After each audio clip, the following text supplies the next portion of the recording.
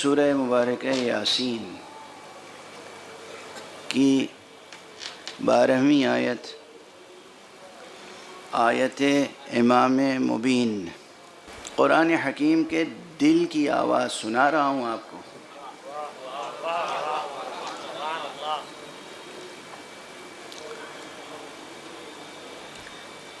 یہ آیت کریمہ میں پھر عرض کروں گا، تنہا یہ ایک آیت ایک کمپلیٹ اور کمپریہنسو انسائکلوپیڈیا ہے۔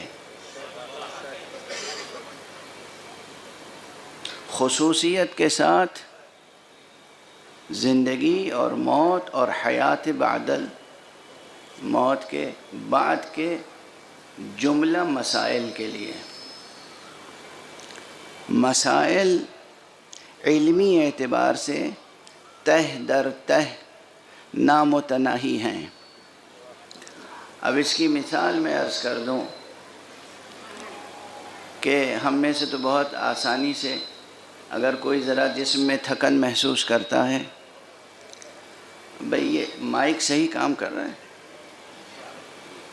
مجھے کچھ ڈسٹربنس محسوس ہو رہا ہے۔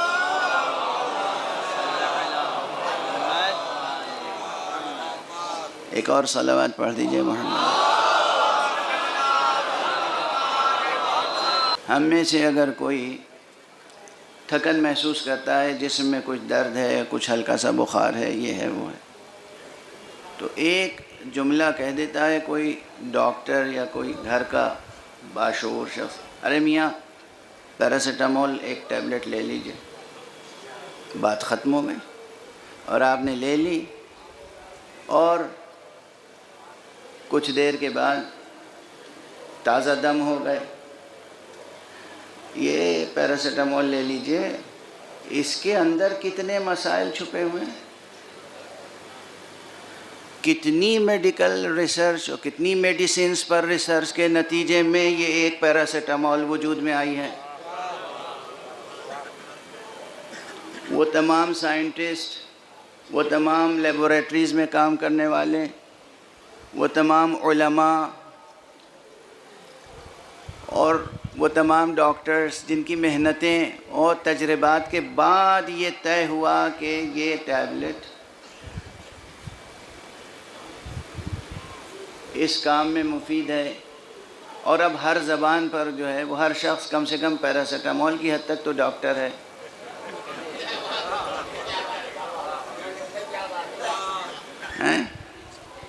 لیکن اس ایک چیز کے پیچھے کتنے مسائل ہیں۔ اسی طرح دینی مسائل ہیں۔ آپ توضیح المسائل کھول کے ایک سطر میں مسئلہ پڑھ لیتے ہیں اور عمل کر لیتے ہیں اور مطمئن ہو جاتے ہیں۔ وہ ایک سطر لکھنے کے لیے اس فقیہ کو، اس مجتہد کو، اس عالم کو کتنے مسائل سے گزرنا پڑا ہے، اس کا اندازہ آپ کو نہیں ہوتا ہے۔ ایک صلوات پڑھ دیجئے محمد۔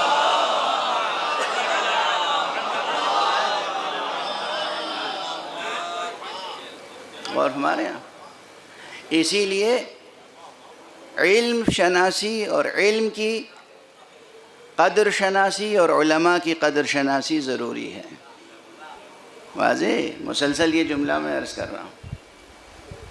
اور یہاں پر بھی عام طور پر کہہ دیا جاتا ہے حیات بعد الموت، مرنے کے بعد زندگی ہے، حقیقت ہے یہ بالکل، مگر ایک دانشور کے لیے، ایک انٹلیکچول کے لیے، ایک تھنکر کے لیے، ایک فلسفی کے لیے، ایک حکیم کے لیے، ایک عالم کے لیے اس نتیجے تک پہنچنے کے لیے استدلال کے جو مراحل طے کرنے پڑتے ہیں وہ بہت تفصیلی ہیں، بہت دقت طلب ہیں۔ اس لیے اب اس طالب علم کی، اب علماء جو ہوتے ہیں وہ تو جس طرح چاہتے ہیں کہہ کے گزر جاتے ہیں اپنی بات، مگر میں چونکہ طالب علم ہوں ایک معمولی سا، تو میں ہمیشہ چاہتا ہوں کہ بیان کا رشتہ، بیان منبر کا رشتہ درس مدرسہ سے جڑا ہوا رہے۔ درسی اور علمی مطالب سے جڑا ہوا رہے رشتہ. منبر کا رشتہ اگر دینی اور علمی مدارس سے ٹوٹ جائے گا تو اس سے بڑا نقصان قوم کے لیے کوئی اور نہیں ہو سکتا. جب بھی منبر حسینی کے لیے کسی خطیب کا انتخاب کریں تو بہتر یہی ہے کہ واقعاً کوئی مستند عالم ہو. بازاروں سے اگر ذاکروں کا انتخاب کریں گے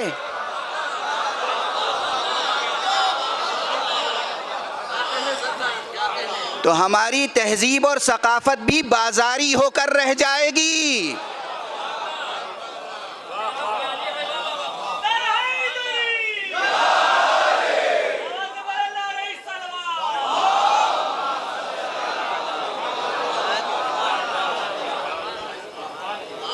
مدرسوں کی قدر شناسی سیکھیں. مدرسوں کی اصلاح ہو، ترمیم ہو نصاب میں، لیکن مدرسہ مدرسہ ہے، اس کی عظمت اپنی جگہ. معلم معلم ہے، مدرس مدرس ہے، عالم عالم ہے. اور جو حشر ہے قوم کا وہ تو دیکھ ہی رہے ہیں آپ حضرات. اب اس پہ روزانہ کیا تبصرہ کروں. ایک اور بلند صلوات بھیج دیجئے محمد.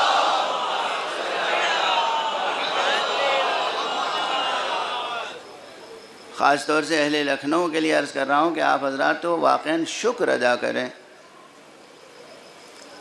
کہ لکھنؤ واقعاً شہر عزا رہا ہے اور آج بھی ہے، اور شہر علم و علماء رہا ہے، اور آج بھی ماشاءاللہ بہت سے چراغ روشن ہیں. اس وقت بھی مجلس میں علماء تشریف فرما ہیں.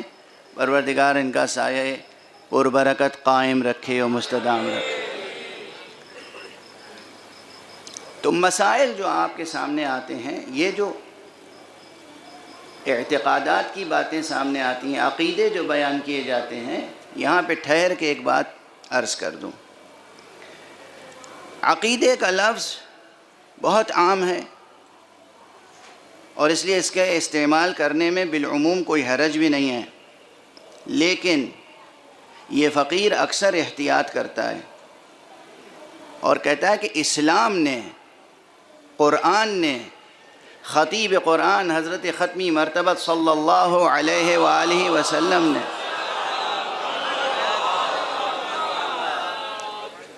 ائمہ اہل بیت اطہار نے،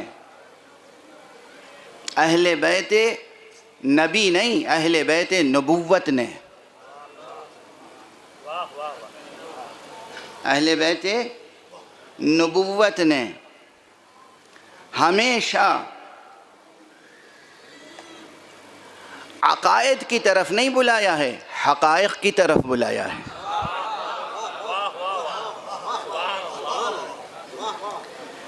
اسلام نے، قرآن نے حقائق کی طرف بلایا ہے، عقائد کی طرف نہیں.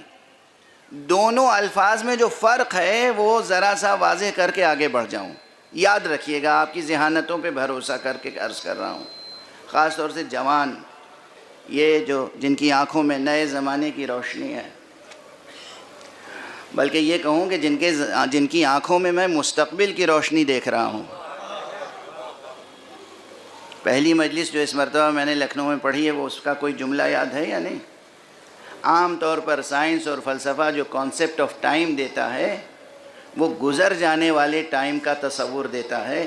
یہ اسلام ہے جو آنے والے وقت کا تصور دیتا ہے. یہ بھولیے گا نہیں جملہ. گزر جانے والے وقت کا تصور کچھ اور ہے اور آنے والے وقت کا تصور کچھ اور ہے. گزر جانے والے وقت کا تصور ہمیشہ چھایا رہے گا تو زندگی میں انسان ہمیشہ یاسیت کا شکار ہوگا، مایوس ہوگا، زیادہ بلند حوصلے نہیں ہوں گے اس کے. لیکن اگر آنے والے وقت کا تصور ہمیشہ سامنے رہے گا تو حوصلے بلند رہیں گے کہ ہمیں جینا ہے اور آنے والے وقت کو لمحہ لمحہ، ہر لمحے امکان کو ہمیں روشن سے روشن تر کرنا ہے. اور دین آیا ہی اسی لیے، مذہب آیا اسی لیے. کسی دین نے یہ وعدہ نہیں کیا آسمانی، کسی دین نے یہ وعدہ نہیں کیا، کسی مذہب نے یہ وعدہ نہیں کیا کہ تم عمل کرو گے اور ہماری باتیں مانو گے تو تمہاری جو زندگی گزر گئی ہے وہ واپس تمہیں ہم دے دیں گے. ہر دین نے یہ وعدہ کیا کہ تم پابندی کرو گے. آسمانی دینوں کی ادیان کی بات کر رہا ہوں کہ جو در حقیقت ایک ہیں. اوپر تشریف آ جائیے، ایک صلوات پڑھ دیجئے محمد وآلہ.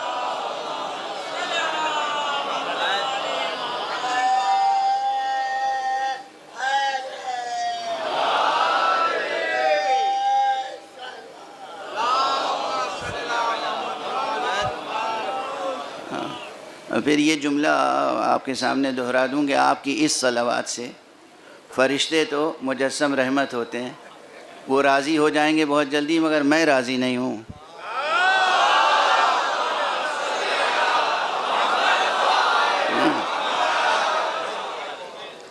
صلوات جب محمد وآل محمد پہ بھیجیں اور خاص طور سے مجلس میں تو ہمیشہ بلند آواز سے.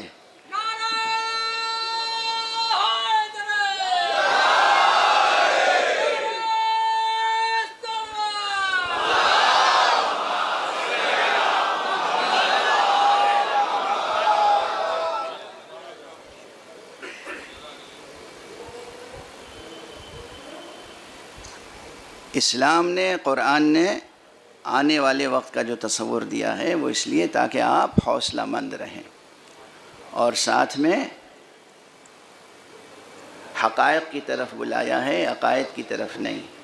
تو یہ جو ذہانتوں سے لبریز، ذہانتوں سے چھلکتی ہوئی جوانوں کی آنکھیں نظر آ رہی ہیں، ان کے لیے میں یہ ایک نازک سا فرق عرض کر رہا ہوں کہ عقیدے اور حقیقت میں کیا فرق ہے، حقائق اور عقائد میں کیا فرق ہے. عقیدہ یہ ممکن ہے کہ علم پر مبنی ہو، بہت اچھی بات ہے، لیکن یہ بھی ممکن ہے کہ عقیدہ محض جہل پہ مبنی ہو، اور یہ بھی ممکن ہے کہ عقیدہ مغالطے پہ مبنی ہو. اور ہمارے یہاں لیکن حقیقت ہوتی ہے. یہ ممکن نہیں ہے کہ حقیقت کی پشت پر کچھ اور ہو. حق اور حقیقت اپنے قدموں پہ کھڑے ہوتے ہیں. یہ عقیدے کے لیے ضروری نہیں ہے کہ وہ اپنے قدموں پہ قائم ہو. اگر کسی عقیدے کے پیچھے جہل ہے تو اس عقیدے کی کیا حقیقت ہے؟ اگر کسی عقیدے کے پیچھے جہالت ہے، نری جہالت، تو اس عقیدے کی کیا حقیقت ہے؟ اسی لیے جب مجھ سے کہا جاتا ہے کہ جناب دنیا میں جتنے انسان ہیں سب کے عقیدوں کا احترام کیجئے، تو میں ہاتھ جوڑ کے کہتا ہوں میں دنیا میں جتنے انسان ہیں تمام انسانوں کا احترام کرتا ہوں.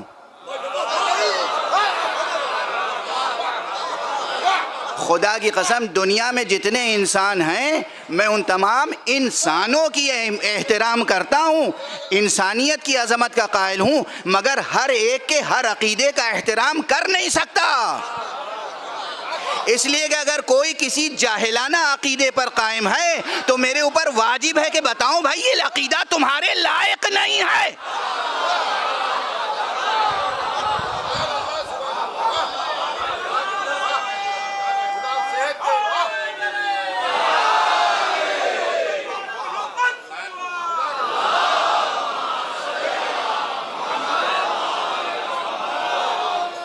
کوئی باطل عقیدہ رکھنے والا میرے پاس آ جائے، میں اس عقیدہ رکھنے والے کا احترام کروں گا چونکہ وہ انسان ہے، اور اس کے اندر سے اس باطل عقیدے کو نکالنے کی کوشش کروں گا تاکہ اس کی انسانیت کی شان اور بلند ہو جائے. اسلام نے حقائق کی طرف بلایا ہے، علمی حقائق، وجدانی حقائق، روحانی حقائق. یعنی اسلام نے کھری کھری سچائیوں کی طرف بلایا ہے. اسلام نے روشنیوں کی طرف بلایا ہے، تاریکیوں یا دھندلکوں کی طرف نہیں بلایا ہے.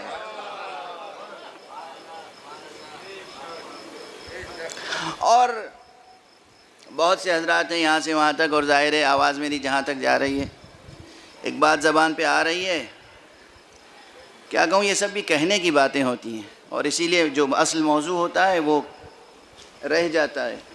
آپ حضرات سہارا دیں گے تو انشاءاللہ کہہ لوں گا اپنی بات آج۔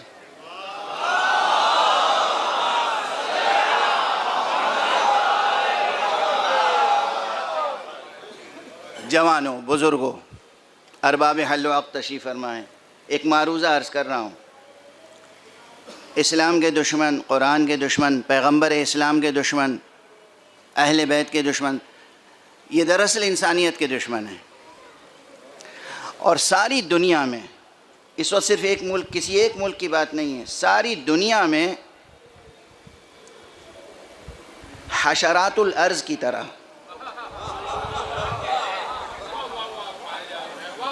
حشرات الارض کی طرح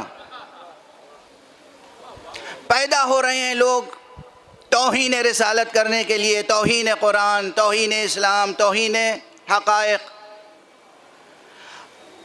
ہر آواز پر کسی احتجاج کی ضرورت نہیں ہے،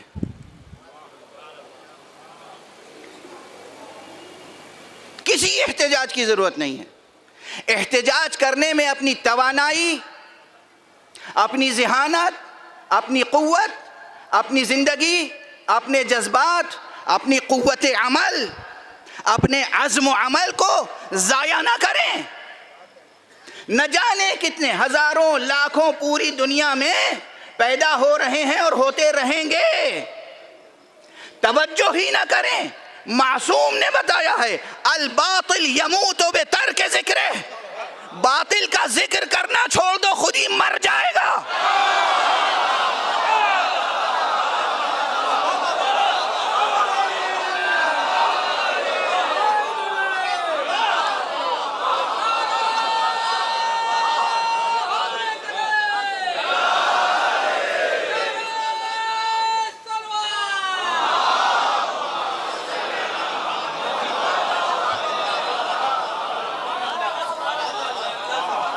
سنو جوانوں، عزیزوں، بزرگوں، سنو، میں دست ادب جوڑ کے عرض کر رہا ہوں، سنیں حضرات۔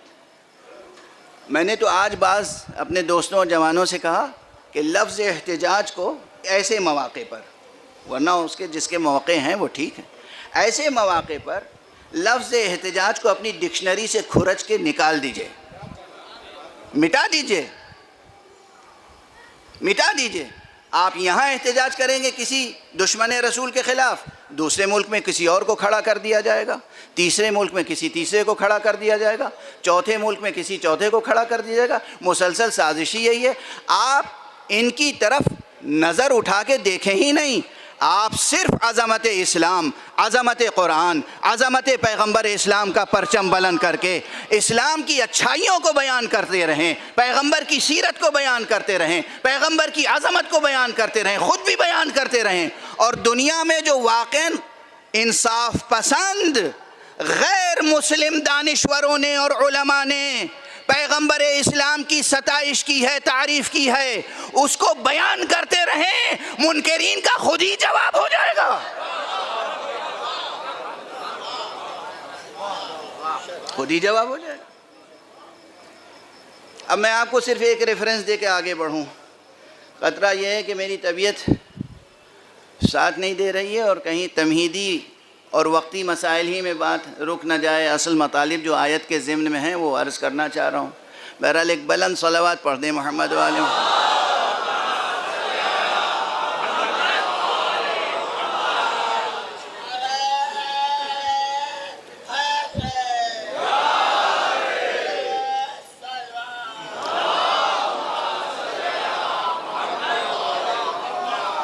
اس فقیر کا انداز کیا ہے؟ ہمارا انداز یہ ہے کہ ایک صاحب ملے، کئی برس پہلے کی بات ہے، مسلمان نہیں تھے، انہوں نے حضور علیہ السلام کے بارے میں کچھ سوالات کیے، میں نے سن لیے۔ سوالات ان کے کچھ غلط فہمیوں پہ مبنی تھے اور کچھ ایسے سوالات تھے کہ جو غلط فہمیوں پہ مبنی نہیں تھے بلکہ تعصب پہ مبنی تھے، اور اس کے علاوہ میں نے ان کا جواب تو دیا، لیکن اس کے بعد سوچتا رہا کہ ایسے سوالات اور کتنے لوگوں کے ذہنوں میں ہوں گے۔ ایک صاحب ہوتے تھے، ممبر پہ ان کا تذکرہ کرنا کوئی بیجا نہ ہوگا، ڈاکٹر دھرمیندر ناتھ۔ یہ ڈاکٹر دھرمیندر ناتھ بہت اچھے مؤلف بھی تھے، اور اردو ہندی دونوں زبانوں میں، بلکہ غالباً انگریزی میں بھی، تینوں زبانوں میں لکھا کرتے تھے۔ اور ان کے والد گوپی ناتھ آمند بہت مشہور تھے اپنے زمانے میں، وہ بھی بہت اچھے شاعر بھی تھے اور خدمت گزار بھی۔ اور ان کے پورے خاندان میں کچھ ایسی تہذیب چلی آ رہی تھی کہ یہ سرکار رسالت مآب صلی اللہ علیہ وآلہ وسلم اور اہل بیت اطہار کے فضائل و مناقب سے آشنا تھے، شناسہ تھے، اور ان کی مدح و منقبت اور ثنا اور مرثیہ لکھتے آ رہے تھے۔ ایک روایت ان کے خاندان میں قائم تھی۔ میں نے انہیں بلایا اور میں نے کہا کہ اردو زبان کے ہندو شعراء نے جو نعتیں لکھی ہیں وہ جمع کر کے لے آئیے۔ اردو زبان کے ہندو شعراء نے جو نعتیں لکھی ہیں رسول اللہ صلی اللہ علیہ وآلہ وسلم کی شان، انہوں نے اس پر کام شروع کر دیا۔ ایک لیکچر ہوا ان کا غالب اکیڈمی میں، جو خود میں نے اس کا اہتمام کیا تھا۔ ایک مقالہ پڑھا انہوں نے، پھر میں نے اور اپنے کتب خانے سے تمام کتابیں بھجوا دی انہیں، نشانات لگا کے کہ یہ ہیں سورسز، یہ ہیں مصادر۔ خود ان کے پاس بھی کچھ مصادر تھے۔ اب جو کتاب تیار ہوئی تو اس کتاب کا نام انہوں نے رکھا ہمارے رسول۔ کیا رکھا نام؟ کس نے کتاب لکھی؟ ڈاکٹر دھرمیندر ناتھ صاحب نے، ڈاکٹر دھرمیندر ناتھ جی نے کتاب لکھی ہمارے رسول۔ اور معلوم ہے اس میں کتنے ہندو شعراء کا تذکرہ ہے؟ آپ کیا تصور کر سکتے ہیں؟ 400 سے زائد شعراء کا تذکرہ ہے۔ کتنے؟ 400 سے زائد ہندو شعراء کا تذکرہ ہے، اور ان کے کلام کا نمونہ ہے، جنہوں نے سب کے سب ان شعراء نے محمد رسول اللہ صلی اللہ علیہ وآلہ وسلم کی شان میں نعتیں کہیں، منقبتیں لکھیں، ان کی ثنا لکھی، ان کی ستائش لکھی۔ ایک شخص نے اعتراض کر دیا تھا، اس کے جواب میں میں نے کتنی گواہیاں پیش کر دیں؟ 400 سے زائد۔ اور فرمایا آپ نے، نہ کوئی لڑائی ہوئی نہ کوئی جھگڑا ہوا، اور میں نے بھیجی وہ کتاب اس شخص تک، وہ کتاب چھپ گئی ہے اور موجود اردو زبان میں ہے۔ اب ظاہر ہے کہ ارباب ہمت کی یہ کوشش ہونی چاہیے کہ وہ ہندی زبان میں بھی شائع ہو جائے اور لوگوں تک پہنچ جائے۔ تو جہاں احتجاج کا موقع ہے وہاں کرنا چاہیے، لیکن عموماً اس طرح کے مسائل میں آپ جوانوں کا وقت صرف نہ کریں۔ جوانان عزیز، آپ کا وقت صرف اور صرف اور صرف صرف ہونا چاہیے 2 کاموں میں۔ علم حاصل کر کے روح کو قوی رکھیں، اور مال کما کر دنیا کو تسخیر کریں۔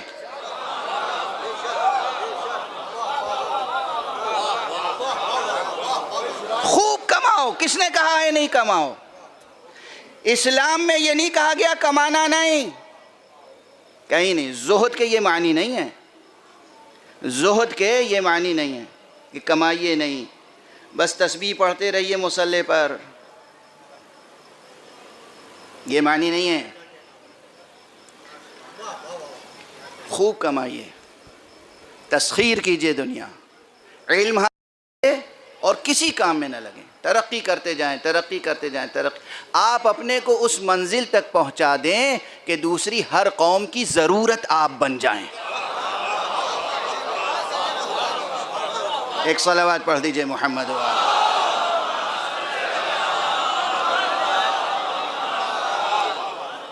ایک اور صلوات پڑھ دیجئے۔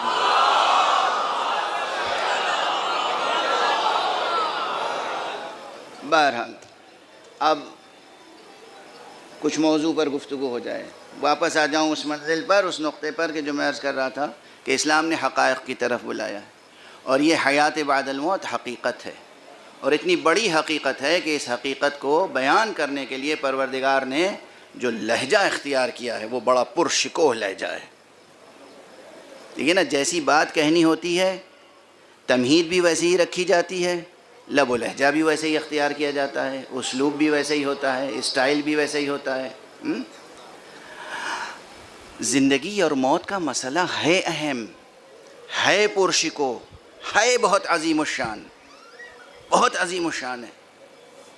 فرق ہے ذکر حیات و موت میں اور اصل حیات و موت میں۔ میں ذکر حیات و موت کی طرف آپ کو متوجہ نہیں کر رہا ہوں، اصل حیات و موت کی طرف توجہ رکھیے گا۔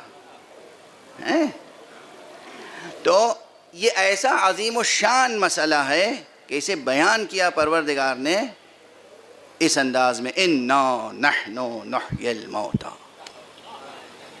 ہم ہیں ہم جو مردوں کو زندہ کرتے ہیں۔ اب معلوم ہوا کہ زندگی ہے اہم چیز، موت ہے اہم چیز، اس لیے جو خالق ہے وہ یہ لہجہ اختیار کر رہا ہے کہ ہم ہیں ہم۔ یہاں یہ بھی ہے کہ خبردار کہیں شیطان کے مغالطے میں نہ آ جانا، کہیں جہالت میں مبتلا نہ ہو جانا، کہیں عقل کے خرد کی نارسائی تمہیں منزل سے بھٹکا نہ دے۔ اس لیے کبھی بھی زندگی یا زندگی کے شؤون میں سے کسی شان کو یا موت کو کسی اور کی طرف سے منسوب نہ کرنا، کسی اور کی طرف سے نہ سمجھنا۔ ہم ہیں ہم،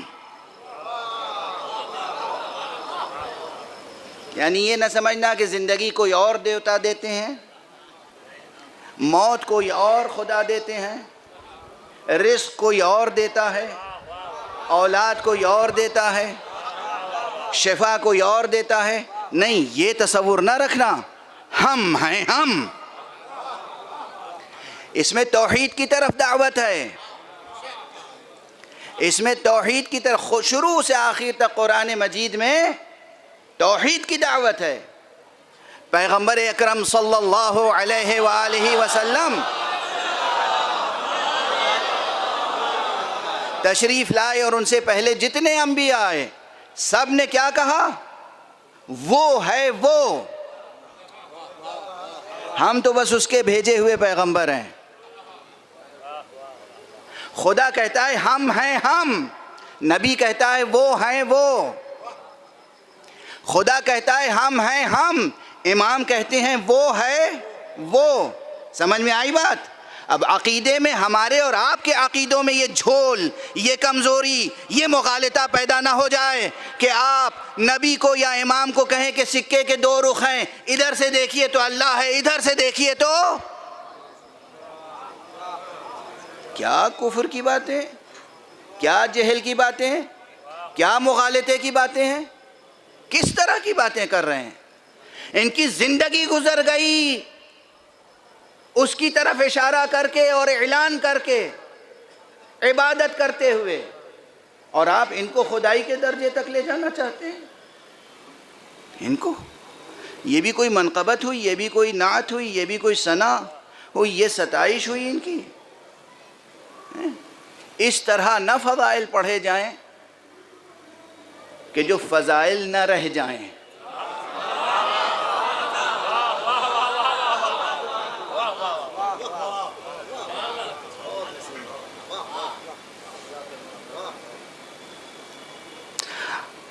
میں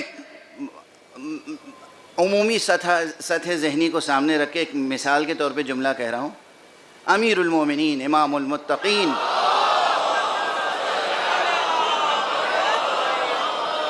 حضرت علی ابن ابی طالب علیہ السلام اگر واقعی خدا ہوتے اور کسی مردے کو زندہ کر دیتے تو فضیلت کی کون سی بات ہے؟ فضیلت اسی میں ہے کہ یہ خدا نہیں ہے، بندے ہیں مگر مردوں کو زندہ کرتے ہیں۔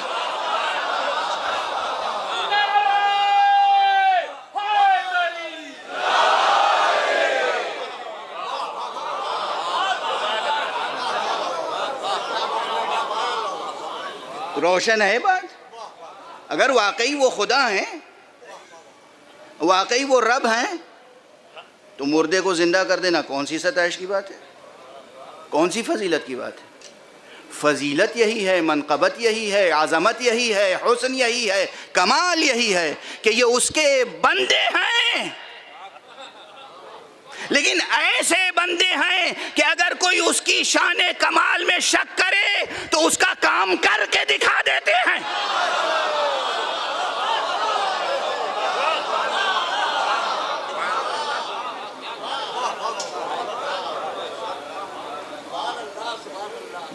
اور ہمارے یہاں ہیں بندے، علی کی شان بندگی، اللہ اکبر، محراب عبادت میں جب کھڑے ہوتے ہیں اور ریش مبارک کو تھام کر اور قدموں میں لرزش، قدم کانپتے ہیں، آنکھوں سے اشک جاری ہوتے ہیں، طویل سجدے کرتے ہیں، الہی الہی مولایا یا مولائی انا العبد وانت المعبود وهل يرحم العبد الا المعبود مولاي يا مولاي انت الخالق وانا المخلوق وهل يرحم المخلوق الا الخالق۔ یہ مسلسل مناجات، میرے پروردگار، میرے آقا، میرے مالک، میرے خالق، میں مخلوق ہوں، تو خالق ہے، اور خالق کے علاوہ مخلوق پر رحم بھی کون کر سکتا ہے؟ اے پروردگار، اے میرے آقا، اے میرے مالک، تو معبود ہے، میں عبد ہوں، اور ایک عبد پر معبود کے علاوہ رحم بھی کون کر سکتا ہے؟ یہ مسلسل امیر المؤمنین علی ابن ابی طالب علیہ السلام کی مناجاتیں،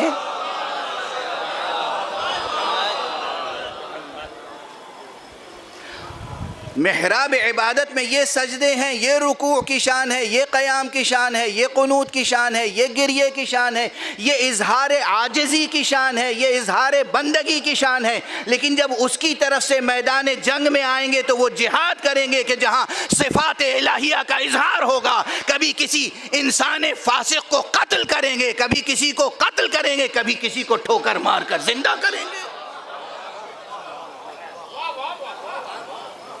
یہی تو منقبت ہے، یہی تو فضیلت ہے، اور ہمارے یہاں یہی فضیلت ہے۔ بہرحال گفتگو ذرا آگے بڑھا دوں کہ یہاں بھی انا نحن نحیی الموتى، ہم ہیں ہم جو مردوں کو زندہ کرتے ہیں۔ توحید کی طرف دعوت ہے۔ ایک شبہے کا جواب اور دیتا ہوا آگے بڑھوں۔ بہت سے حضرات اس طرح کے معجزات سے متعلق روایتوں کو اس لیے رد کرتے ہیں اپنوں میں سے، کلمہ گو حضرات، میں تو سب کو اپنا کہتا ہوں، میرے دل میں بہت گنجائش ہے، دراصل ولائے آل محمد میں بہت گنجائش ہے، دائرہ رحمت مصطفیٰ میں بہت گنجائش ہے، دائرہ ولایت علی میں بہت گنجائش ہے۔ ولایت کا دائرہ محدود نہ کریں، اپنے اپنے گروہوں تک محدود نہ کریں، ان کی ولایت سے فیض حاصل کرنے والے وہ بھی ہیں جنہیں آپ اپنا نہیں سمجھتے۔ تو حضرت امیر المؤمنین علی ابن ابی طالب علیہ السلام اور پیغمبر اکرم صلی اللہ علیہ وآلہ وسلم کہ جب اس طرح کے معجزات بیان کرتے ہیں، انہوں نے مثلا بیمار کو شفا دے دی اور مردہ کو زندہ کر دیا، تو اور یہ بھی روایت ہے عموماً علی نے مردوں کو زندہ کیا ہے، مگر کبھی ایک آدھ بار ایسا موقع بھی آیا ہے جب دنیا کو سبق دینے کے لیے کسی زندہ پر بھی تکبیر پڑھ دی،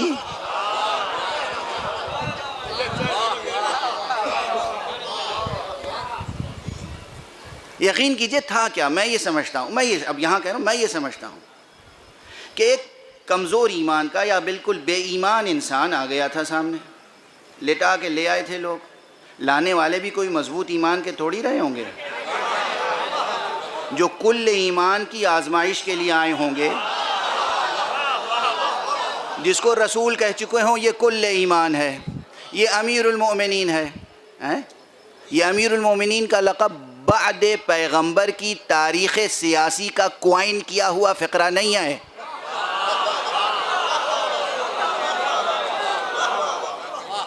امیر المؤمنین کا لقب اس پوری کائنات میں خدا کی قسم حقیقتاً امیر المؤمنین کا لقب صرف اور صرف اور صرف مخصوص ہے ابو طالب کے بیٹے علی کے لیے.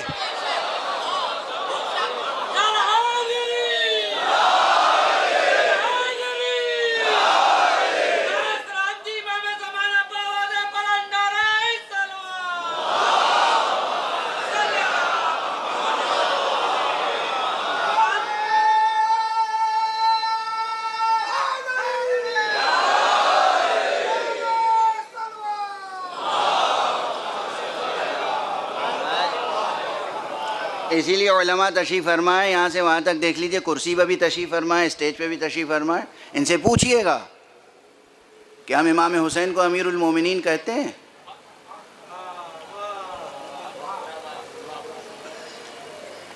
امام حسین کی زیارتیں پڑھتے ہیں آپ، کوئی امام حسین کو امیر المومنین کہتا ہے؟ کوئی امام حسن کو امیر المومنین کہتا ہے؟ کوئی امام جعفر صادق علیہ السلام کو امیر المومنین کہتا ہے؟ ہم اثنا عشری، ہم شیعہ، ہم جو 12 اماموں کو بالکل برابر کا سمجھتے ہیں اور معصوم سمجھتے ہیں ہم، مگر لقب امیر المومنین صرف علی کے لیے مخصوص سمجھتے ہیں. اس لیے کہ ہم خاندان پرست نہیں ہیں،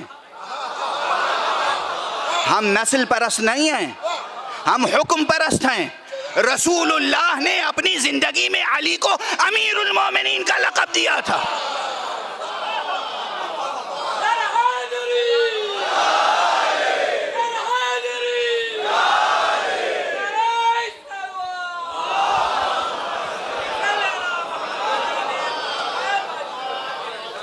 رسول اللہ نے اپنی زندگی میں، اپنی موجودگی میں، اپنی زبان مبارک سے علی کو امیر المؤمنین کا لقب عطا فرمایا تھا.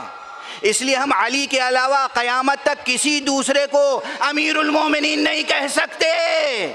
یاد رکھیے، امیر المؤمنین الہی عہدہ ہے جو منحصر ہے ذات علی میں، یہ کوئی سیاسی عہدہ نہیں ہے.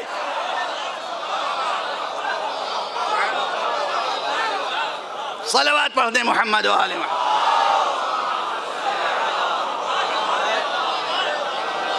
معلوم ہوا جس کا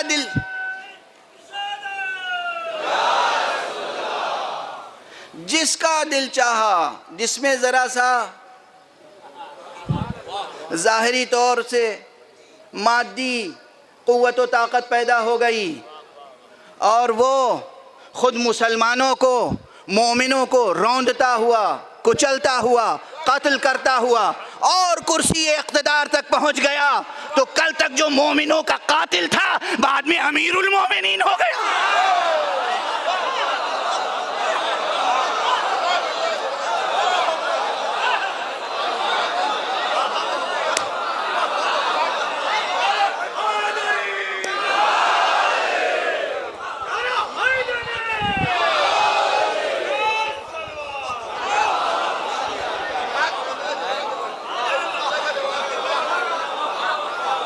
تاریخ ہے، سبحان اللہ، چشم بدور،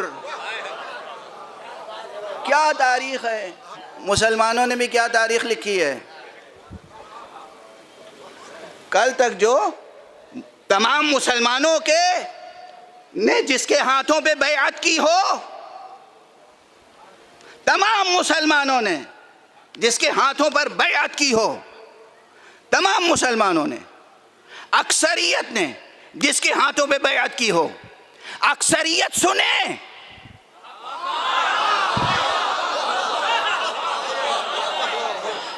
اکثریت سنیں کہ اکثریت نے جس کے ہاتھوں پہ بیعت کی ہو، اس کے مقابلے پہ ایک اقلیت لے کر کوئی آئے اور اس کے بعد جنگ کرے، مسلمانوں کا خون بہائے اور اس کے بعد کرسی اقتدار پر آ جائے اور آپ اسے امیر المومنین کہنے لگے. یہ کوئی تاریخ ہے؟ یہ اسلام ہے؟ یہ مسلم تہذیب ہے، یہ مسلم تمدن کی تاریخ ہے، یہ مسلم ثقافت کی تاریخ ہے. اور ہمارے یہاں لقب امیر المومنین صرف اور صرف، اور کوئی امیر المومنین ہو بھی نہیں سکتا تھا، اس لیے کہ باپ وہ تھا جو مومن قریش تھا، بیٹا وہ تھا کہ جو ایمان کامل تھا، کوئی اور نہیں ہو سکتا تھا. تو بہرحال جب ہم ان کے فضائل پڑھتے ہیں اور کہتے ہیں کہ یہ کر لیتے تھے، تو بعض حضرات شکوک و شبہات، صاحب یہ روایت بالکل قابل قبول نہیں ہے. کیوں؟ شان الوہیت سے ٹکراتی ہے. شان الوہیت، شرک کا پہلو پیدا ہو جاتا ہے. اس کو ہم مان لیں اس لیے کہ مردے کو زندہ کرنا صرف خدا کا، اللہ سبحانہ و تعالیٰ کا کام ہے. بے شک اسی کا کام ہے، بے شک. رزق دینا کس کا کام ہے؟ صرف اللہ وحدہ لا شریک کا. شفا دینا کس کا کام ہے؟ صرف اللہ وحدہ لا شریک کا. علم دینا کس کا کام ہے؟ صرف اللہ وحدہ لا شریک کا. خدا کی قسم آپ سمجھتے ہیں علم کوئی اور دے سکتا ہے تو مشرک ہے. علم کوئی اور دے سکتا ہے؟ نہیں. یہ استاد حضرات جو مدرسے میں ہیں یہ کیا کرتے ہیں؟ کالے کالے نشان بنانا اور کالے کالے بنے ہوئے ٹیڑھے میڑھے نشانوں کو پہچاننا، بس یہی سکھا سکتے ہیں. اس سے زیادہ ان کے بس میں نہیں آئے. اس سواد بیاض قرطاس پر ابھری ہوئے سواد کے پیچھے چھپے ہوئے نور علم کو ودیعت کرنا خدا کا کام ہے.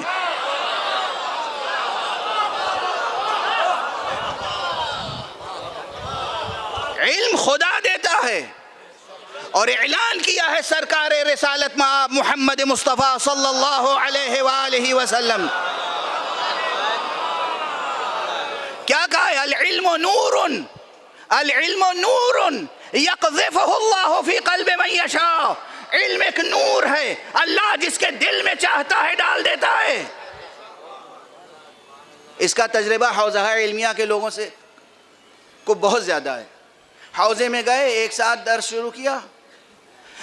سرکار آیت اللہ شہید باقر الصدر معلوم ہوا 19 برس کے سن میں مجتہد ہو گئے. انہی کے ساتھ جس دوسرے بچے کی بسم اللہ ہوئی تھی 80 برس کے سن تک پڑھتا رہا مگر مجتہد نہیں ہو سکا. کیا ہوا؟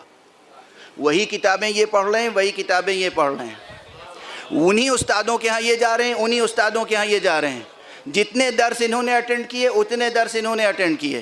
یہ 19 سال کے سن میں مجتہد ہو گئے، وہ 80 سال کے سن تک مجتہد نہیں ہو سکے. اس کے معنی یہ ہیں کہ استاد صرف نشان جو بنے ہوئے ہیں نا کاغذ پر، اس کو پہچاننا سکھا دیتا ہے. علم ودیعت کرنا خدا کا کام ہے. وہ جس کے دل میں صفائی دیکھتا ہے وہاں علم ودیعت کر دیتا ہے. اب اگر کوئی بوڑھا مجتہد نہ ہو سکے تو کسی جوان سے حسد نہ کرے.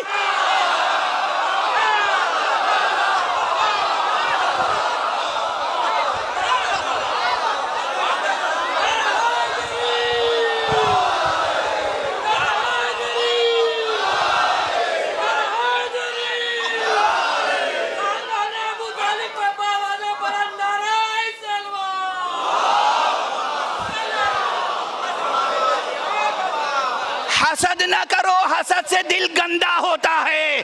ایمان کی روشنی سے دل کو صاف کرو تاکہ تم بھی ترقی کر سکو. صلوات پڑھ دے محمد و آلہ.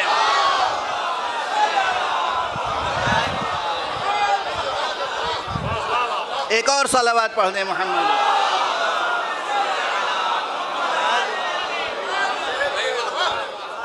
تو کون دیتا ہے علم؟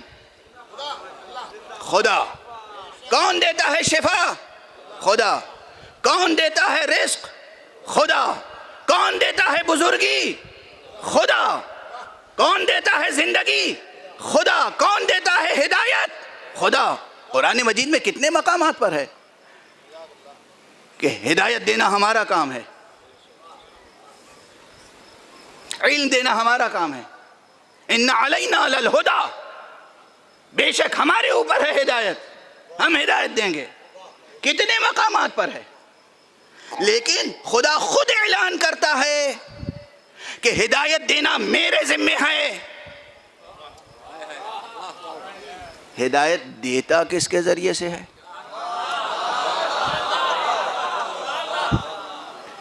کوئی صاحب ہیں وہ فرما سکتے ہیں، یہ جناب مولانا قلب جاوید صاحب قبلہ تشریف فرمائے، امام جمعہ جماعت لکھنؤ، ان سے پوچھیے اللہ تعالیٰ سے ملاقات ان کی کب ہوئی؟ ہوئی کبھی اللہ سے ملاقات؟ تشریف لائے تھے اللہ سبحانہ و تعالیٰ ان کے گھر پہ، ان سے ملے تھے کہیں اور انہیں ہدایت دی؟ نہیں دی نا۔ کس سے ملی ہدایت؟ پورے عالم بشری کو ہدایت دینا اللہ نے تاکید کے ساتھ، اسلوب تاکید کے ساتھ کہا ہے کہ ہدایت دینا میرا کام ہے۔ مگر جب ہدایت دینے کی عملی منزل آئی اس خاکنائے دہر میں، تو ہدایت دینے کے لیے محمد مصطفیٰ کو بھیج دیا۔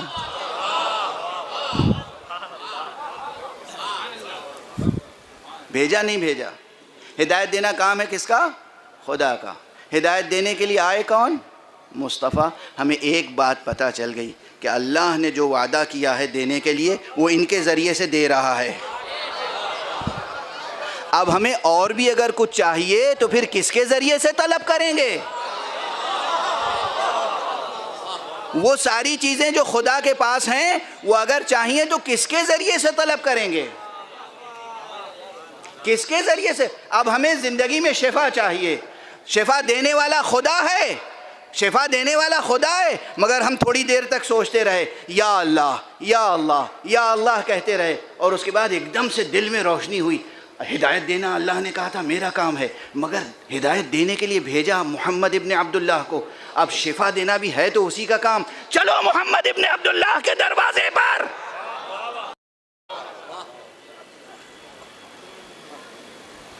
رزق میں کشائش ہے، خدا رزق دینے والا ہے، مگر دعا کے لیے وسیلہ کسے بنائے؟ بس نازک سی جو بحث ہے نا وہ یہی ہے۔ میں یہ کئی مرتبہ متعدد بار یہ جملہ، یہ مطلب ممبروں سے عرض کر چکا ہوں۔ اہل توحید یہ سمجھیں، باب توحید میں سب سے مشکل مرحلہ خدا شناسی نہیں ہے، وسیلہ شناسی ہے۔ خدا شناسی مسئلہ نہیں ہے، خدا تک پہنچنے کا صحیح وسیلہ پہچاننا، یہ ہے سب سے بڑا مسئلہ باب توحید میں۔ اور اس میں سب سے بڑا حل کیا ہے؟ خود سے کبھی وسیلہ نہ بنانا، ورنہ بت پرست کہلاؤ گے، کافر کہلاؤ گے، مشرک کہلاؤ گے۔ اسی کو وسیلہ بنانا جس کو خدا نے وسیلہ قرار دیا ہے۔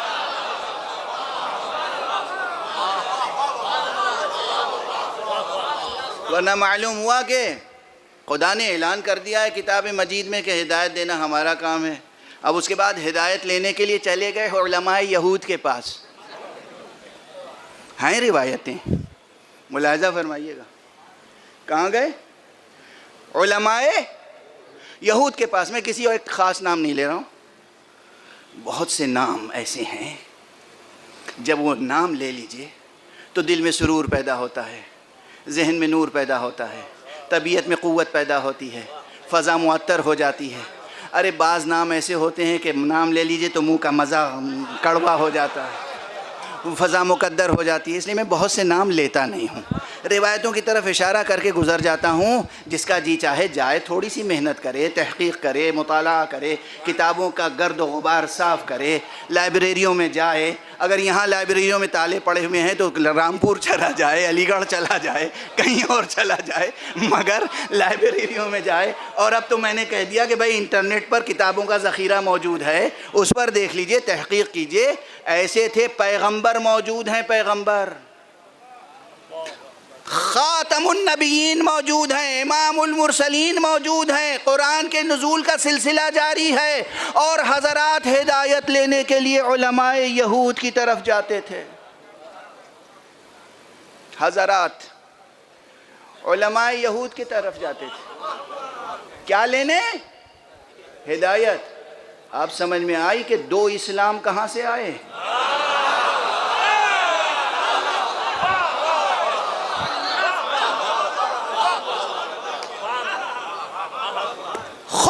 قسم، قرآن کی قسم، اور خود مسلمانوں کی لکھی ہوئی تاریخ گواہ ہے اس کی قسم کہ جناب والا اس وقت دنیا میں دو اسلام وجود رکھتے ہیں، دو طرح کے مسلمان وجود رکھتے ہیں۔ ایک اسلام وہ ہے جو الہی اسلام ہے، ایک مسلمان وہ ہے جو الہی مسلمان ہے، ایک اسلام وہ ہے جو سیاسی اسلام ہے، ایک مسلمان وہ ہے جو سیاسی مسلمان ہے۔ اور پہلے بھی عرض کر چکا ہوں، پھر صرف یاد دہانی کرا رہا ہوں، فرق یہ ہے کہ جو سیاسی مسلمان ہوتا ہے وہ اقتدار کے لیے اسلام کو قربان کرتا ہے،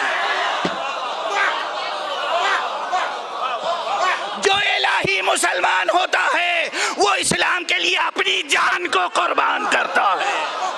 صلوات پڑھ دے محمد و آلہ۔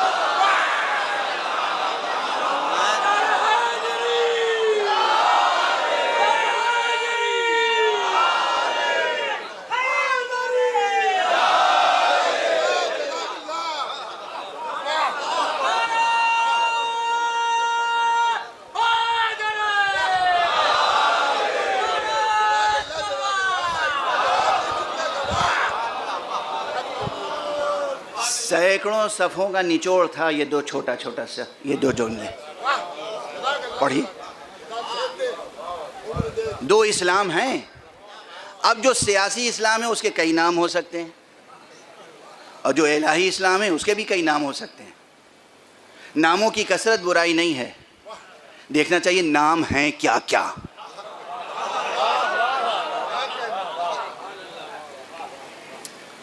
ناموں کی کثرت برائی نہیں ہے، دیکھنا چاہیے کہ نام ہیں کیا کیا۔ ایک ہے سب سیاسی اسلام کہہ لیجئے، اموی اسلام کہہ لیجئے، عباسی اسلام کہہ لیجئے، قرشی اسلام کہہ لیجئے، کچھ کہہ لیجئے، اور بہت سی ترکیبیں سامنے کی ہیں، لیکن چونکہ سامنے کی ہیں اس لیے نظر انداز کر رہا ہوں۔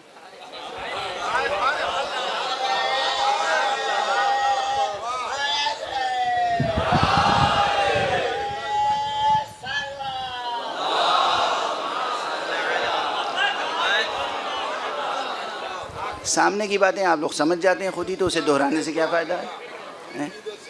اور جو الہی اسلام ہے اسے الہی اسلام کہہ لیجئے، محمدی اسلام کہہ لیجئے، قرآنی اسلام کہہ لیجئے، علوی اسلام کہہ لیجئے، حسنی اسلام کہہ لیجئے، حسینی اسلام کہہ لیجئے، سب کے معنی ایک ہیں، ایک ہیں۔ جو حسینی اسلام ہے وہی حسنی اسلام ہے، وہی فاطمی اسلام ہے، وہی علوی اسلام ہے، وہی محمدی اسلام ہے، ایک ہے۔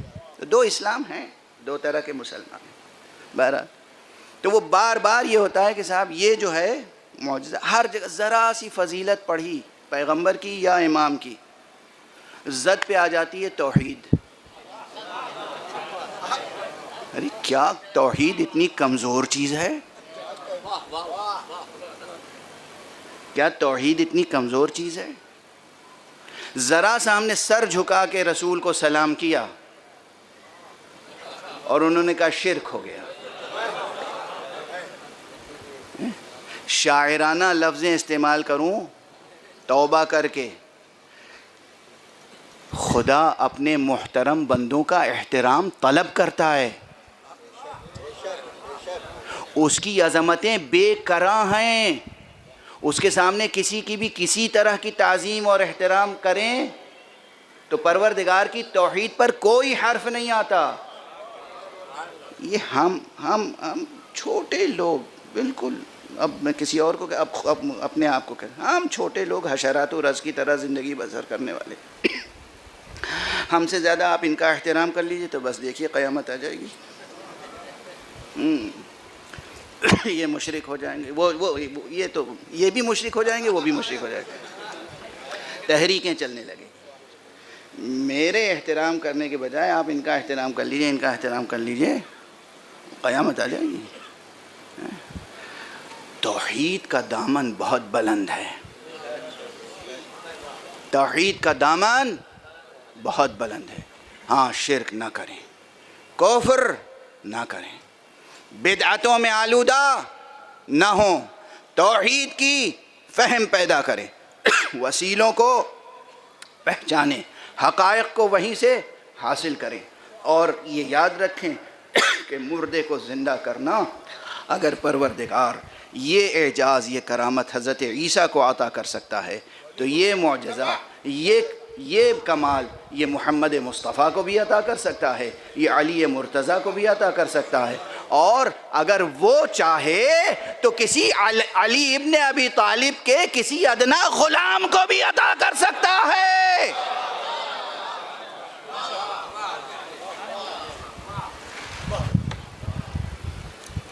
بحث در بحث مسائل اتنے ہیں، جی چاہتا ہے پڑھتے چلے جاؤ، ابھی تو حق ادا نہیں ہوا، ابھی تو فضیلت بیان ہی نہیں ہوئی، مگر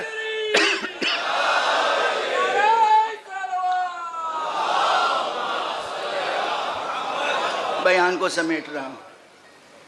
اِنَّا نَحْنُ نُحْيِي الْمَوْتَى، بے شک زندگی وہ دیتا ہے، موت بھی وہی دیتا ہے، زندگی بھی وہی دیتا ہے، موت بھی وہی دیتا ہے، لیکن جیسے ہدایت وہی دیتا ہے لیکن محمد کے وسیلے سے، تو اس دنیا میں بھی زندگی وہ دیتا ہے، کبھی وہ محمد کے وسیلے سے، کبھی عیسیٰ کے وسیلے سے، کبھی علی کے وسیلے سے، اور موت بھی وہی دیتا ہے۔ ذرا بہت آسان کر دوں اسے، بہت آسان، بظاہر جملہ جو ہے بظاہر بہت ہلکا اور معلوم ہوگا کہ مزاحیہ جملہ ہے، مگر سمجھنے کے لیے، کبھی دنیا میں کسی کو سنا ہے کہتے ہوئے کہ فلاں مر گیا اور اسے اللہ نے مارا ہے؟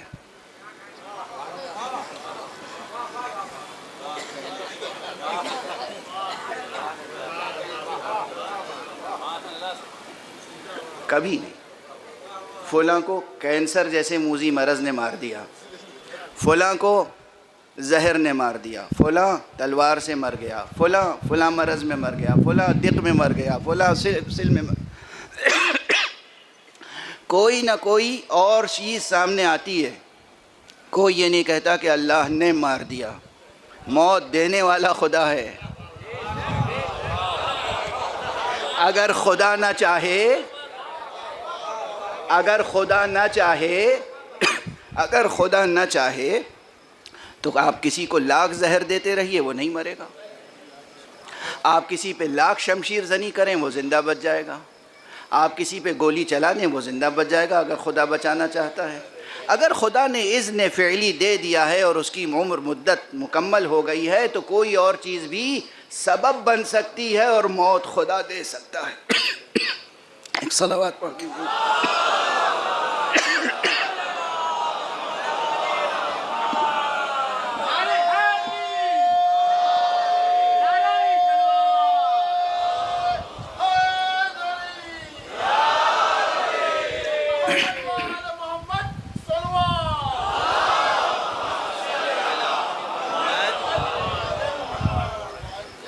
کسی نے اسی جملے کو اس طرح کہا تھا کہ خدا حکیم ہے، خدا حکیم ہے، وہ اس حکمت سے کام کرتا ہے کہ جب کسی کو موت آتی ہے تو الزام کبھی خدا پہ نہیں آتا،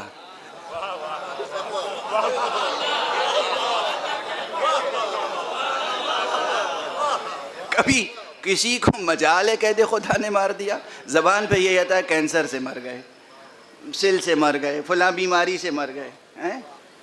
موت کی اگر یہ مثال بہت چھوٹی نیچے سطح پہ اتر کے میں نے مثال دی، پروردگار نے اس عالم کو عالم اسباب قرار دیا ہے، ہر چیز جو وہ دیتا ہے اس کے لیے عطا کرنے کے اسباب ہیں، اور زندگی عطا کرنے کے، دونوں جہان کی زندگی عطا کرنے کے اسباب اس نے جمع کر دیے ہیں محمد اور آل محمد میں۔ ان سے وابستہ رہو گے تو اس دنیا کی بھی زندگی حاصل رہے گی، اس دنیا کی زندگی بھی حاصل رہے گی۔ آواز بالکل اب ساتھ نہیں دے رہی ہے، لیکن ایک مثال عرض کرتے ہوئے آگے بڑھ جاؤں، چونکہ مطالب علمی ہے، لیکن بہرحال آپ حضرات کا ذوق اور بھی کچھ سننے کا عادی رہا ہے، تو میں موضوع سے جڑی ہوئی بات کہہ رہا ہوں۔ دونوں جہان کی زندگی عطا کرنے کا وسیلہ اس نے کسے بنایا ہے؟ محمد اور آل محمد کو، اپنے اولیاء کو۔ بس چند جملوں میں، چند دقائق میں بحث کو سمیٹ دوں گا، حتیٰ کہ میدان جنگ کیوں نہ ہو، میدان جنگ کیوں نہ ہو، جنگ احزاب، جنگ احزاب، جنگ خندق، عامر ابن عبد ود آیا ہے اور اس نے کچھ ایسی گفتگو کی ہے اور ایسا ماحول بنا دیا ہے کہ رسول غیظ و غضب میں ہے، اور رسول نے امیر المومنین علی ابن ابی طالب علیہ السلام میدان میں بھیجا، اور جس اہتمام اور جس شان سے بھیجا ہے وہ تاریخ میں محفوظ ہے، تاریخ میں محفوظ ہے، خدا کی قسم۔ عام طور پر درگاہوں میں، خانقاہوں میں کیا ہوتا ہے، ان کے سر پر فلاں صاحب نے چونکہ پگڑی باندھی ہے، صافہ باندھا ہے، امامہ باندھا ہے، اس لیے یہ ان کے خلیفہ اور جانشین ہیں۔ ان کو چونکہ فلاں صاحب نے اپنا خرقہ عطا کیا ہے، اپنا کرتا عطا کیا ہے، اپنی ردا عطا کی ہے، اس لیے یہ ان کے جانشین ہیں۔ قطع نظر ان صاف اور صریح اور قطعی نصوص کے دلائل کے ایک صلوات پڑھ لیجیے۔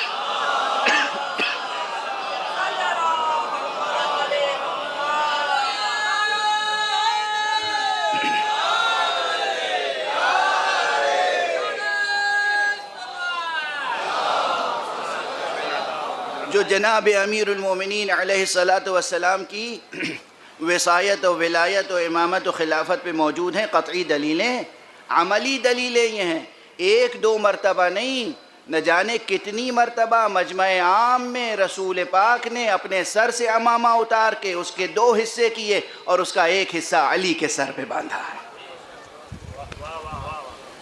ان میں سے ایک موقع جنگ خندق بھی ہے کہ جنگ خندق میں اپنے ہاتھ سے امامہ باندھا، اپنی تلوار عطا کی اور دعا کر کے بھیجا میدان میں۔ میں بہت مختصر کر رہا ہوں چونکہ وقت نہیں ہے بالکل، اور طاقت بھی نہیں ہے، حال بھی نہیں ہے۔ امیر المومنین غصہ ہے، طیش، رسول اللہ کو غیظ و غضب ہے۔ جانے کے بعد پہلا کام کیا کرنا چاہیے تھا؟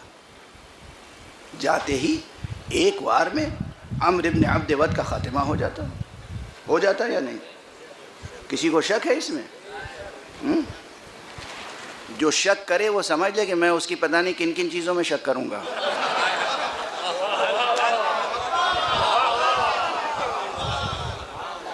شک کا مسئلہ ہے ہرگز،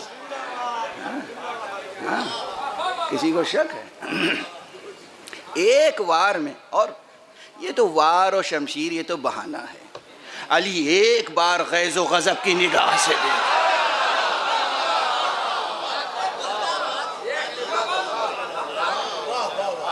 تو مجال ہے کہ کوئی پھر زندہ کھڑا رہ جائے؟ یہ سب تو دنیا عالم اسباب ہے نا، عالم وسائل ہے، تو اس لیے تلوار کا بھی وسیلہ لیتے تھے۔ کسی کو مارنا ہوتا تھا خدا کی طرف سے تو تلوار کا وسیلہ لیتے تھے، کسی کو جلانا ہوتا تھا تو ٹھوکر کا وسیلہ لیتے تھے، یا اپنے لبھائے مبارک سے چند کلمات ارشاد فرما دیتے تھے اور وہ جی اٹھتا تھا۔ لیکن اب ظاہری اسباب ہیں، گئے ہیں میدان میں، وہ آیا ہے، اس کے ہاتھ میں تلوار ہے، جھوم رہا ہے، نشے میں مست ہے، اپنے باطل نشے میں۔ فوراً اس پہ وار کرنے کے بجائے فرماتے ہیں، میں نے سنا ہے کہ تیرا یہ اعلان ہے کہ اگر کوئی شخص 3 سوالات کرتا ہے تو اس میں سے 3 میں سے کوئی ایک ضرور قبول کر لیتا ہے۔ کہا ہاں بالکل۔ تو کہا پھر میرا ایک سوال یہ ہے کہ اسلام لیا۔ آپ کیا سمجھتے ہیں اس سوال اور اس مکالمے کی معنویت کیا ہے؟ اس مکالمے کی معنویت یہ ہے کہ تو آیا ہے مجھے قتل کرنے اور لشکر اسلام کو قتل کرنے کے ارادے سے، لیکن میں تجھے دونوں جہان کی زندگی دے رہا ہوں۔ یعنی اسلام لے آئے گا تو میری تلوار سے بچ جائے گا، پھر اس دنیا میں بھی جیتا رہے گا اور اس دنیا میں بھی اچھی زندگی پائے گا، دونوں جہان کی زندگی۔ اس نے کہا یہ تو ممکن نہیں ہے۔ ذرا دیکھیے گا، ابھی علی دونوں جہان کی زندگی دے رہے ہیں۔ اس کے بعد کہا دوسرا سوال یہ ہے کہ پھر پلٹ جا، واپس چلا جا۔ اس کے کیا معنی ہے؟ یعنی اگر تو دونوں جہان کی زندگی مجھ سے نہیں لے رہا ہے تو کم سے کم اس جہان کی زندگی تو لے لے.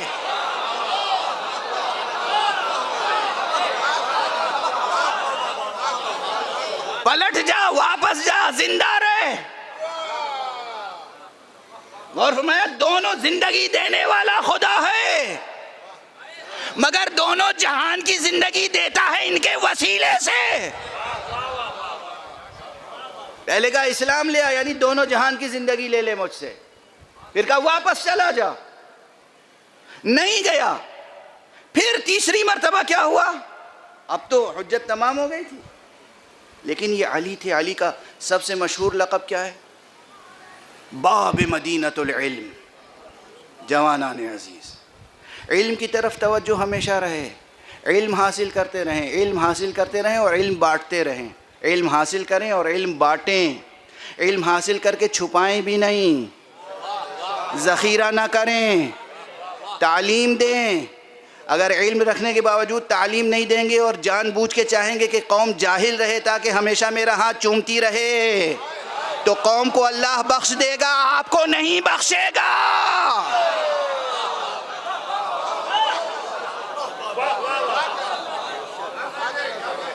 علم حاصل کرو, علم بانٹو, قوم کے معیار کو بلند کرو,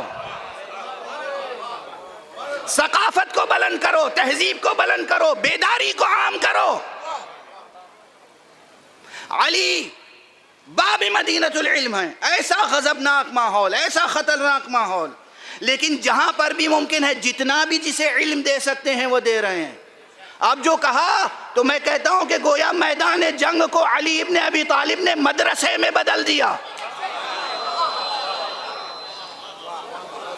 کہا اچھا, نہ تم اسلام لاؤ گے نہ واپس جاؤ گے, تو بھئی دیکھو جنگ لڑنے کے کچھ اصول ہوتے ہیں. اب یہ اصول سمجھا رہے ہیں, مدرسائی تو ہے.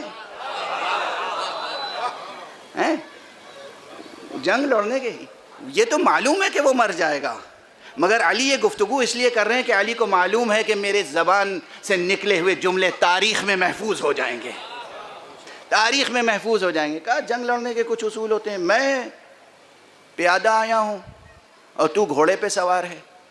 جوانوں ایک جملہ سن لو, مورخین نے لکھا ہے کہ اکثر جنگوں میں علی پیدل جاتے تھے, اکثر جنگوں میں علی قدموں پہ جاتے تھے, گھوڑے پہ سوار ہو کے نہیں جاتے تھے.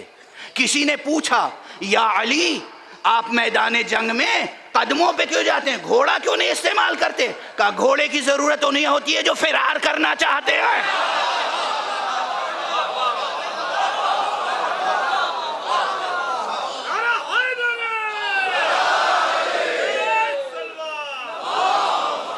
جواب ہے علی, مجھے گھوڑے کی کیا ضرورت ہے؟ عموماً جنگوں میں علی کہیں پیدل, میں پیادہ ہوں, تو گھوڑے پہ سوار ہے, برابر سے جنگ ہوتی ہے نا. اب سبق, وہ کافر اتنا سعادت مند ضرور تھا کہ اس نے یہ بات مان لی, گھوڑے سے اتر آیا, اپنے گھوڑے کو پے کیا, اور اب مقابل میں اب بھی امیر المومنین ایک ضرب میں اسے ختم کر سکتے تھے, موقع دیا کہ کئی ضربتوں کی رد و بدل ہو.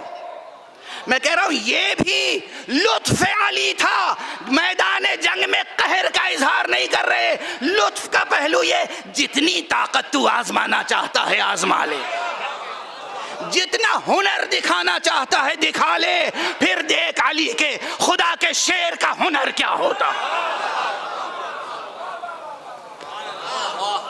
جب اس نے تمام, اور کہاں مادی اسباب و علل سے لے کے روحانیات و عرفانیات تک, ایک جنگ خندق میں کتنے درس ہیں خدا کی قسم, ایک جنگ خندق میں کتنے سبق ہیں. اس کے بعد کیا فرمایا, کیا ہوا سب معلوم ہے کہ وہ ظاہر ہے آپ نے ایک بار ایسا کیا کہ وہ زمین پر ایڑیاں رگڑنے لگا, اور اس کے بعد جب آپ سر قلم کرنے کے لیے گئے تو اس نے گستاخی کی اور آپ پلٹ آئے. اب یہاں دوسرا درس شروع ہو گیا. پہلے حرب و ضرب کا درس دے رہے تھے، آداب جنگ کا درس دے رہے تھے، اب علی اسی میدان میں معرفت نفس اور علو نفس اور سیر و سلوک کا درس دینے لگے۔ میں نے مبالغہ کیا تھا جو کہا تھا کہ علی نے میدان جنگ کو مدرسہ بنا دیا، مدرسہ ہی نہیں خانقاہ بنا دیا۔ ابھی لڑنے کے آداب اور اصول سکھا رہے تھے کہ لڑنے کے بھی کچھ آداب ہوتے ہیں۔ جب اس نے گستاخی کی تو علی وہاں پر دور ہو گئے اور ایک شان کے ساتھ آہستہ قدموں سے کبھی ادھر آتے ہیں کبھی ادھر جاتے ہیں، کبھی ادھر آتے ہیں کبھی ادھر جاتے ہیں۔ تاریخ علی کے قدموں کی حرکت کو محفوظ کر رہی ہے، اس لیے کہ یہی وہ نقش قدم ہیں جو سیر و سلوک کی راہوں کو روشن کریں گے۔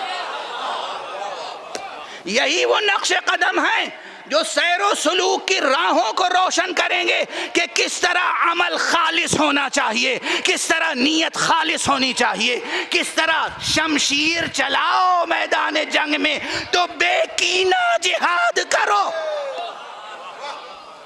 کینہ رکھ کے نہیں، ذات کو شامل کر کے نہیں۔ جب انسان اتنا اللہ والا ہو جاتا ہے تو اللہ اسی کے ذریعے سے اپنے اوصاف کو ظاہر کرتا ہے۔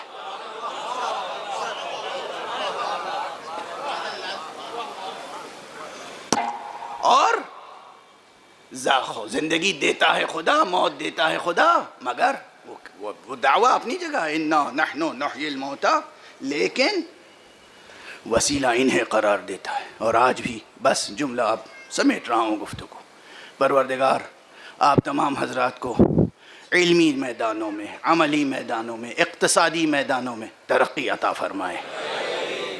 ہمارے جوانوں کو ہر اعتبار سے بلندیاں عطا کرے، علم اور اقتصاد دونوں میں مضبوط رکھے آپ کو۔ جو 4 جوان ہم سے بچھڑ گئے، پروردگار ان کے درجات بلند فرمائے، ان کے جتنے بھی پسماندگان ہیں چھوٹے بڑے، پروردگار ان سب کی زندگی کو روشن رکھے، ان کا مستقبل روشن بنائے۔ جن انجمنوں نے، جن لوگوں نے ان کنبوں کی مدد کی ہے کسی بھی طرح سے، پروردگار انہیں جزائے خیر عطا فرمائے۔ مجھے ابھی بتایا بعض انجمنوں سے متعلق، لکھنؤ کے بعض حضرات، بعض انجمنیں، بارہ بنکی کی بعض انجمنیں انہوں نے مدد کی ہے، پروردگار آپ کو خوب جزا عطا فرمائے۔ یہ جو مدد کرنے کا تصور ہے نا، یہ چیریٹی کا تصور، اس سے پہلے بھی میں کہیں عرض کر چکا ہوں، غالباً جناب مولانا ڈاکٹر قلب صادق صاحب قبلہ کی مجلس چہلم میں عرض کیا تھا، مجھے یاد آ گئی یہ بات کہ پروردگاروں نے کروٹ کروٹ جنت نصیب فرمائے۔ جب ان کے بیٹوں کو، ان کے بھتیجوں کو دیکھتا ہوں تو دل خوش ہوتا ہے، اس گھرانے کو دیکھ کر کیا خدمتیں انجام دے گئے وہ۔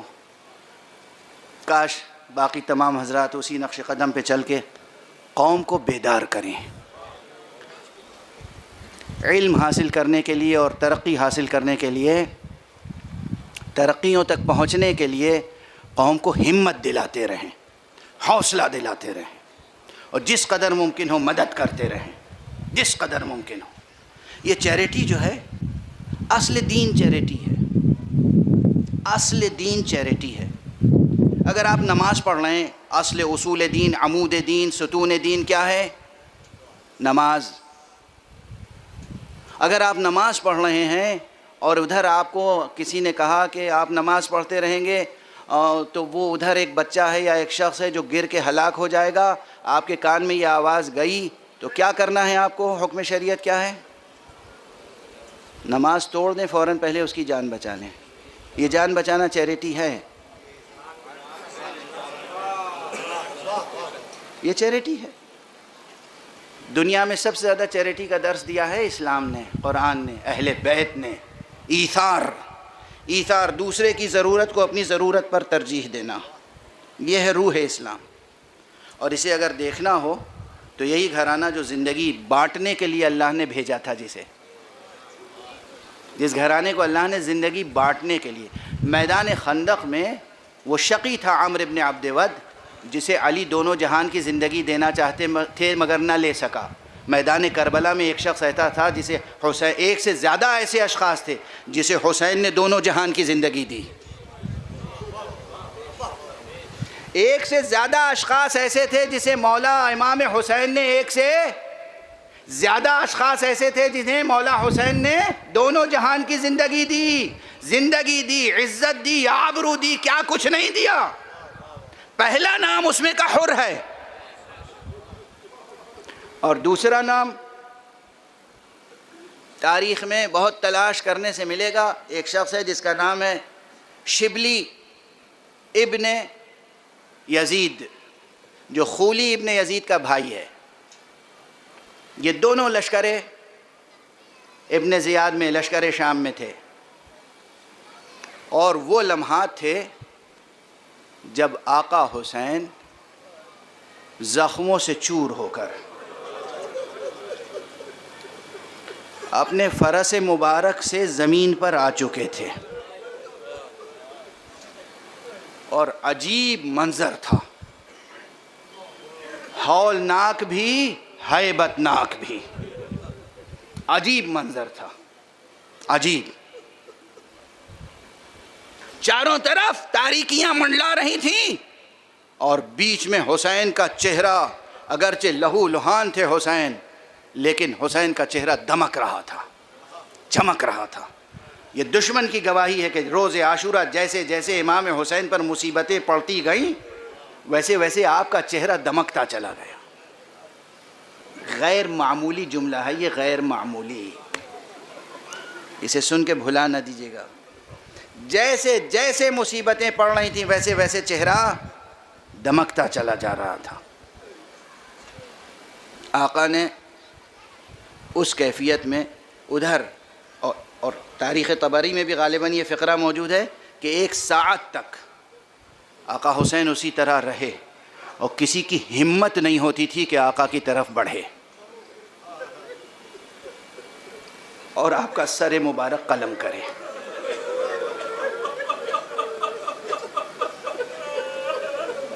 کسی کی ہمت نہیں ہوتی تھی. اب سلسلہ بیان میں یہ آ گیا ہے تو عرض کر رہا ہوں، کسی کی ہمت نہیں ہوتی تھی.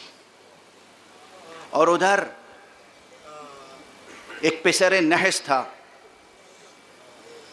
جو آواز دے رہا تھا اپنے لشکریوں کو کہ جاؤ، اب کوئی قوت و طاقت رہ نہیں گئی ہے اس شخص میں. جس طرح ذکر کرتے تھے نا، جو گستاخانہ انداز تھا، اس شخص میں، ارے اس آدمی میں اب کچھ جان رہ نہیں گئی ہے، جاؤ سر قلم کر کے لاؤ اور قصہ تمام کرو. ادھر یہ گستاخیاں ہو رہی ہیں، اور ادھر کسی کی ہمت نہیں پڑ رہی ہے کہ آگے بڑھ کے، چونکہ خود اس لشکر میں جو لوگ لائے گئے تھے وہ پھر آخر میں دھیرے دھیرے سوچ رہے تھے ہم کس کو قتل کر رہے ہیں.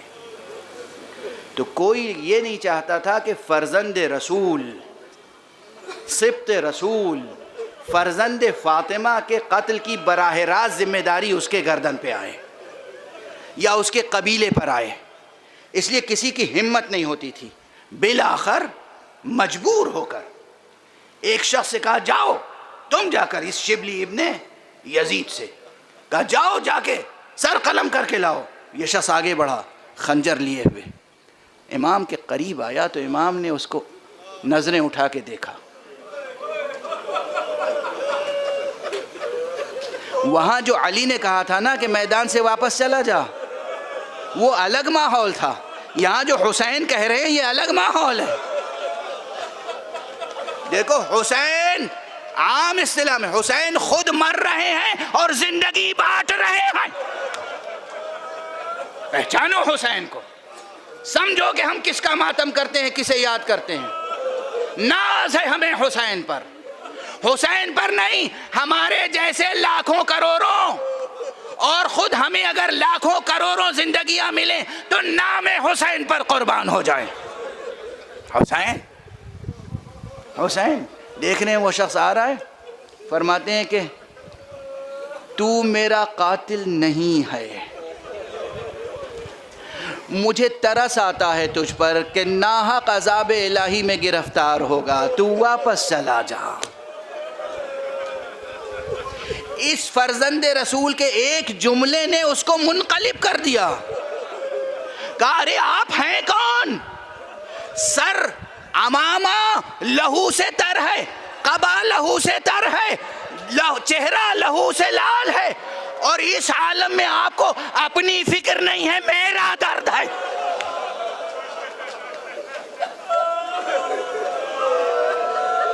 اس عالم میں آپ کو میرا درد ہے کہ کہیں میں عذاب الہی میں گرفتار نہ ہو جاؤں۔ آپ ہیں کون؟ فرمایا میں کون ہوں؟ میں حسین ابن علی، میں حسین ابن فاطمہ، میں حسین ابن رسول ہوں۔ بس منقلب ہو گیا، منقلب ہو گیا، کہا خدا کی قسم میں غافل تھا، میں نادان تھا، میں جاہل تھا، میں بے معرفت تھا، مجھے تو کچھ اور کہہ کے لایا گیا تھا، مجھے کچھ اور کہہ کے بھیجا گیا ہے، اب میں آپ کو قتل نہیں کروں گا۔ واپس گیا، واپس جانے کے بعد اس نے عمر ابن سعد نحس پر تلوار کھینچی اور کہا تو نے مجھے کس کو قتل کرنے کے لیے بھیجا تھا؟ رسول اللہ کے نواسے کو، امیر المومنین علی کے بیٹے کو، تو نے اسے قتل کرنے کے لیے بھیجا تھا جسے رسول اللہ نے کہا سیدہ شباب اہل الجنہ۔ اب میں اسے قتل نہیں کروں گا، اب تو میں تجھ سے لڑوں گا۔ اس نے وہیں جہاد شروع کیا اور عمر سعد کے سپاہیوں نے اسے چاروں طرف سے گھیرا، حلقہ ڈال کے اس پہ تلواریں چلانا شروع کی۔ اب وہ حسین کی طرف سے لڑ رہا ہے اور اس پر تلواریں پڑ رہی ہیں، اور ایک مرتبہ پھر اس نے زمین پر گر کے کہا السلام علیک یا ابن رسول اللہ۔